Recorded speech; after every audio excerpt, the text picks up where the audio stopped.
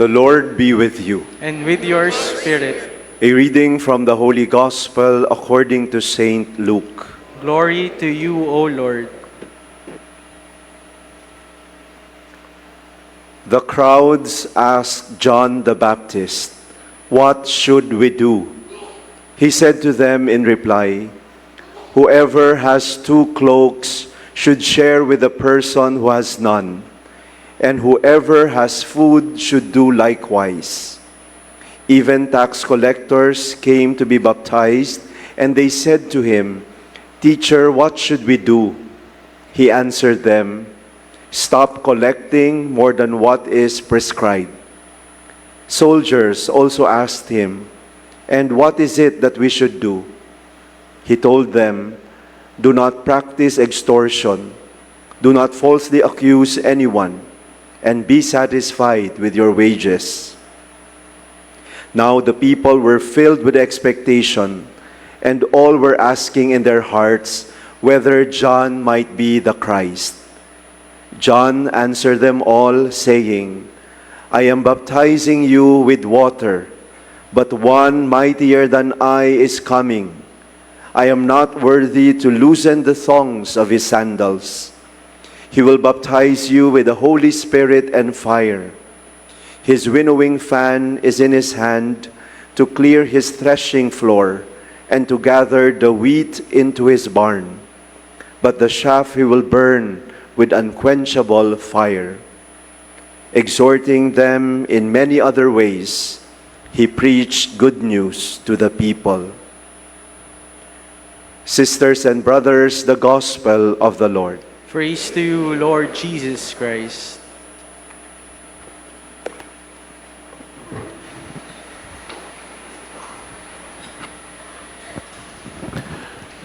In all our Misa de Gallo, Simbang Gabi, in Greenbelt, we will be promoting the devotion to the Virgen de la Rosa de Makati. Ano po? Yun pong nakalukluk na biren doon, Virgen de la Rosa de Makati. In 1718, I was young then. A Jesuit priest brought to the Philippines the image of Virgen de la Rosa de Makati, and it was enshrined in the parish of Saints Peter and Paul. It is the patron of Makati. The patron of Makati. Ano pa? Para lang alam ninyo. Ikalawa,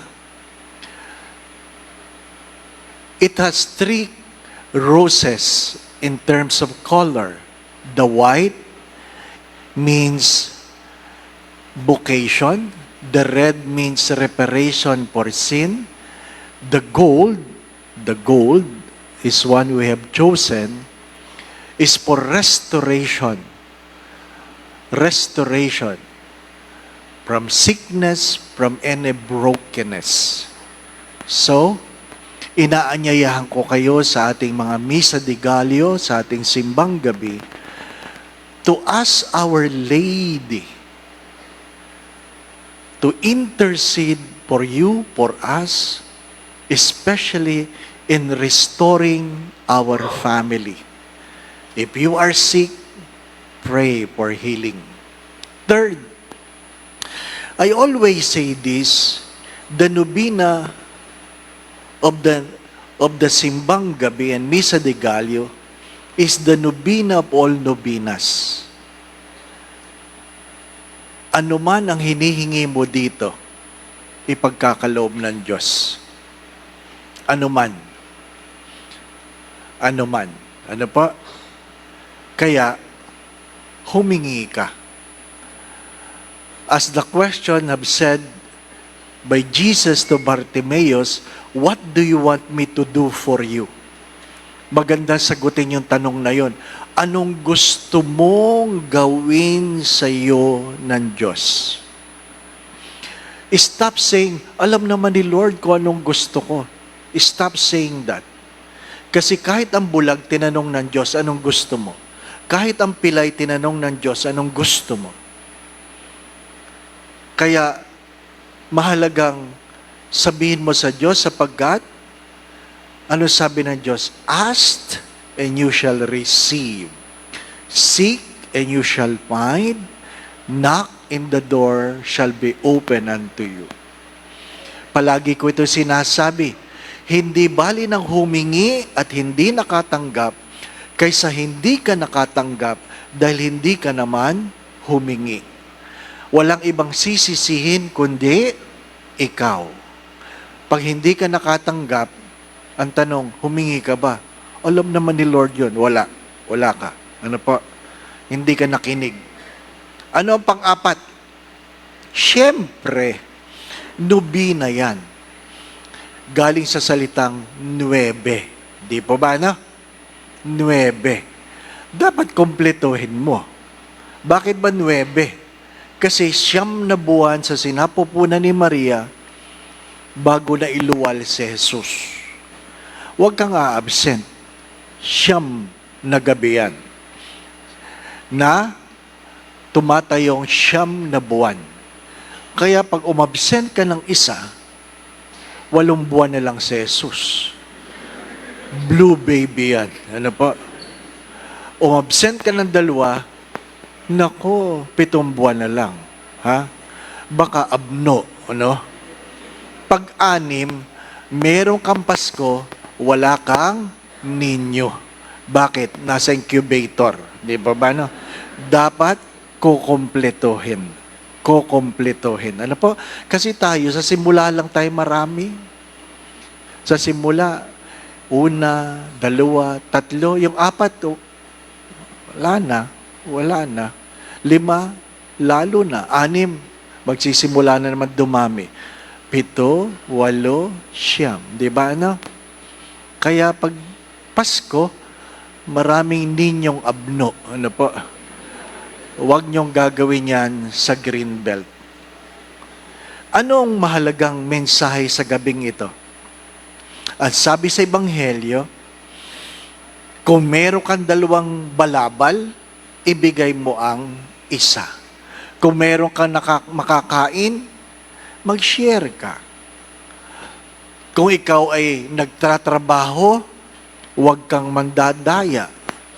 Gawin mo ang iyong trabaho ayon sa iyong sinasahod. Sa madalit sabi, magandang simula ito sa ating nobina. Suriin ang ating mga sarili sapagkat pag Pasko, ang pangarap lang ng iba ay makatanggap. Makatanggap. Ano pa?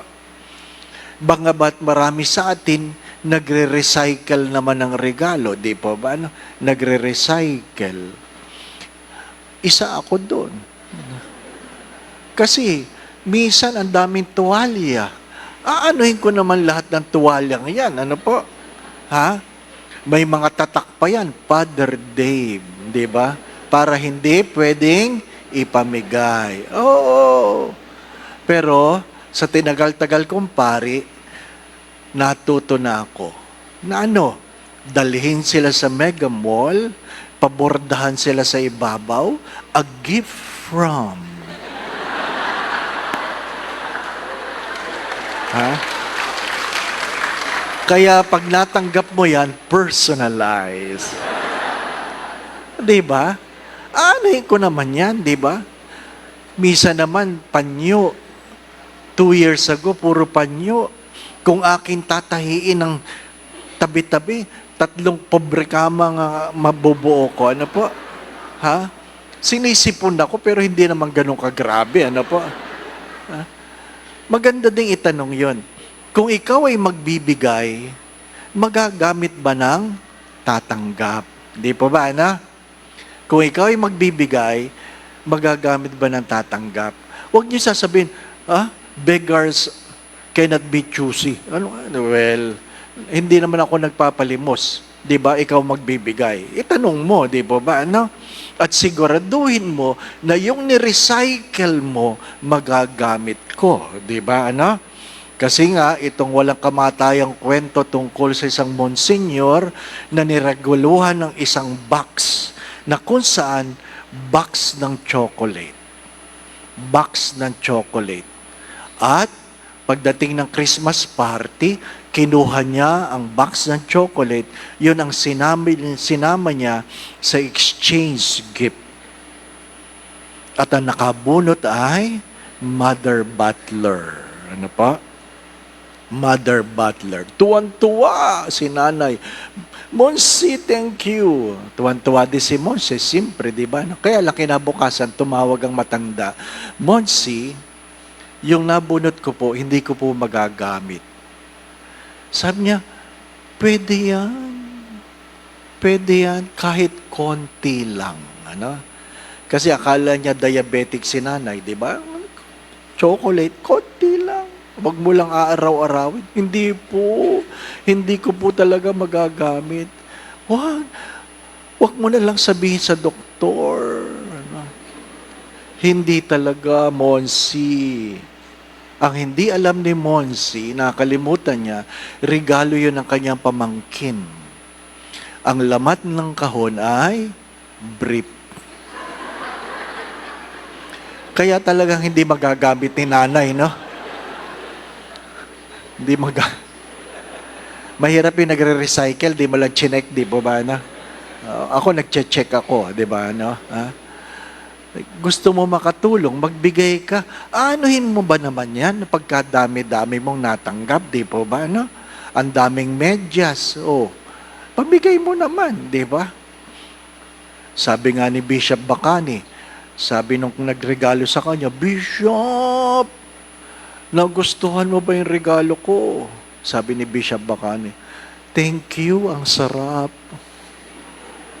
Sabi nung nagregalo, tsinelas po yun. Ang sarap isuot. Para-paraan lang, di ba ba na?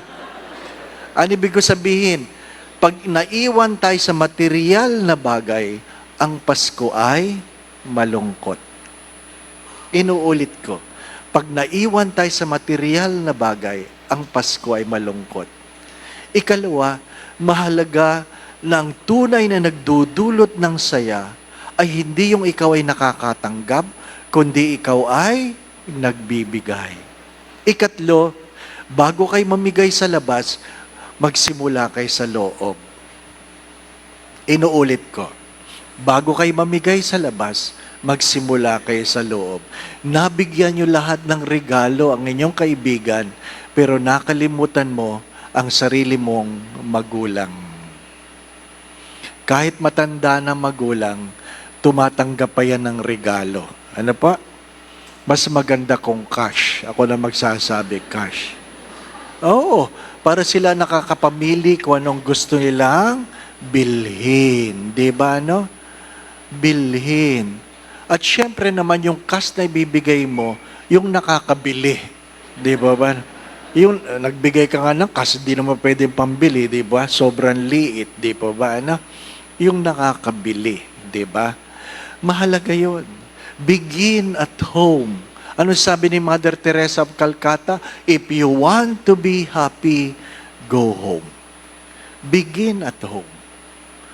If you look at the Belen, you have to understand that Christmas is not about Christmas song, neither Christmas decor, nor food. Wala namang kainan nung unang pinanganak si Jesus. Wala namang nangangaroling, pero mamaya mayroon. Ano po? Pangatlo, wala namang Christmas decor. Go home.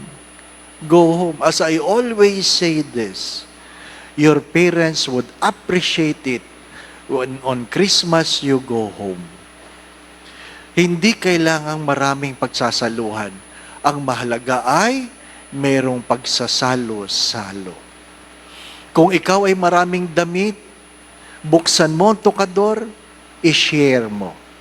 Sapagkat, sabi nga ni Mother Teresa, kung merong naglalakad ng hubad, ay dahil ang damit na para sa kanya, nasa cabinet mo. Kung marami kang sapatos o tsinelas, alam mo na kaya may naglalakad na yapak kasi yung para sa kanya ay nasa iyo. Share. Share. Ha? Share. Hindi yung kung kailan may kalamidad, saka tayo nag-share. Mag-share tayo para walang kalamidad. Di po ba, ano? Pero Father, itong damit na ito, pagsuot ko, sexy talaga ako, lalong-lalo na nung ako ay bata pa. Di ba? Ang aking paalala ang kahapon ay hindi na magbabalik. Ano po? Inuulit ko, ang kahapon ay di na magbabalik. Ang 35, 24, 36 ay isang kahapon na lang. Ha? Kung ikaw ay nag-asawa, nagbuntis, baka umabot ka ng 40, 50, 40. Ano po?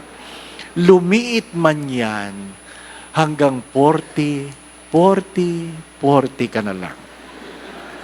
Hindi na magsusuot ang 35, 24, 36. At kahit paliitin mo yan, makikita mo, ang katawang maayos, ngayon ay katawang sampalok na lang. Ano ibig sabihin? Pag tinignan mo, ang dami mo ng bewang. Di ba? No? Pag niyapos ka ng asawa mo, hindi niya alam kung dibdib pa o puson na. Di ba? No? Kaya pag sinuot mo ang dating damit, tingnan mo sa iyong salamin, madidinig mong nangungusap ang mga sinulid. Sumisigaw sila, "Kapi!" Dahil malapit nang bumigay, no? Maawa ka sa sarili mo. Share it. Kung ayaw mo talaga ipamigay, ipaprame mo. At lagyan mo, "This is how I used to be." There. My dear friends, my brothers and sisters, every Christmas is an opportunity to let go so that we can have something new in our lives. You can never have something new if you cannot let go of the old. Do not forget that. You can never have something new if you cannot let go of the old. If you keep doing what you have been doing, then you will continue to get what you have been getting. So, I encourage you, if you want something new this Christmas, something new in the year to come, take the courage to do something you have not done before. Amen. I promise to pray for your intentions. May the Lord grant the desires of your hearts. The gospel of today sets the tone for Christmas. It is the time to give and not just receive. Begin at home. The Lord be with you. And may Almighty God bless you and your family, the Father, the Son, and the Holy Spirit. We have celebrated the Eucharist. We go in peace to love and serve the Lord.